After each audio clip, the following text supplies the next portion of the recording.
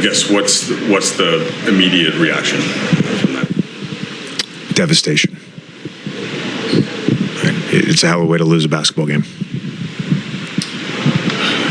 Breaking it down a little further, so up 5 with about 12 left, and they get the quick 3. I think you did have the timeout. Would you wanted to take timeout to advance the ball there? Or no, not necessarily. I don't want to put yourself in that. I mean, if I had 2, I would have taken it automatically. Felt super comfortable with the lineup we had out there to get the ball in, and we just didn't execute it. Still had, I think, time to call the timeout, but I think in that situation, the thought process was, get it in if we can. If not, call a timeout. 2 straight nights were kind of similar games in some ways, where you have control and there are these big runs in short amounts of times. Where did you see any through line defensively about kind of not being able to get stops in certain moments? Or I mean, they shot 11 of 14 from 3. I mean, that's 11 of 14 in an empty gym is really good. So that's unreal shooting. Yeah, go ahead. The fourth, yeah. Defensively, you guys in the second and third quarter had whatever that kind of thing was that had been missing at times.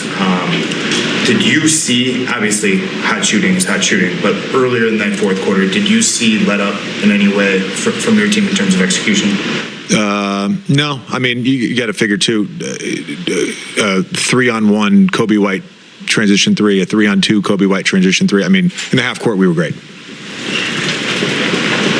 It could get lost in the result, but we've talked about the balance between LeBron, Luka, and Austin, trying to figure things out. And what do you make of Austin and his ability to make plays down the stretch and kind of having the ball in his hands and executing? Yeah, he was phenomenal tonight. I thought all 3 of those guys were great. And, I think for Luka, LeBron, AR, those 3, it's not just the points and the plays, it's their leadership. They were great. They were great on that end tonight. Earlier this season, you guys suffered a gut punch loss to the Magic at home, and it hit you guys in a way. Like, it seemed like afterwards there was like ramifications from that. Is that something you're going to recall too at all in terms of, obviously it's a different team and a different group, but the way you guys kind of manage that? I mean, it's the third one. It's the third one because the Atlanta game too. We had that game won. So it's there's games.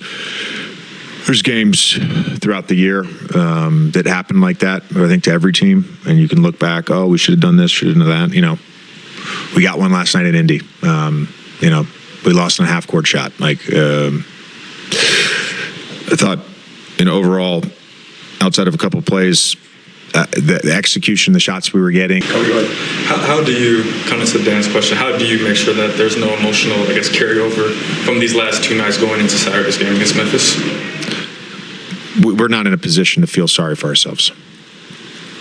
It was Jackson tonight, and he had the tip in late, and it just felt like, anytime they were shifting away from him, he got a basket.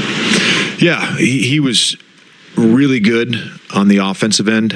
I thought his poise on some of his catches, where obviously the lobs are one thing, but just catching it, whether it was in the pocket or on dump-off passes, not rushing. First jump hook of his career. Was really happy to see that. But no, he was great. And then I thought as the game went on, and particularly late in the fourth quarter, the adjustment without playing with his hands and just playing with his hands back, he was able to draw that charge on Kobe White. So he was great.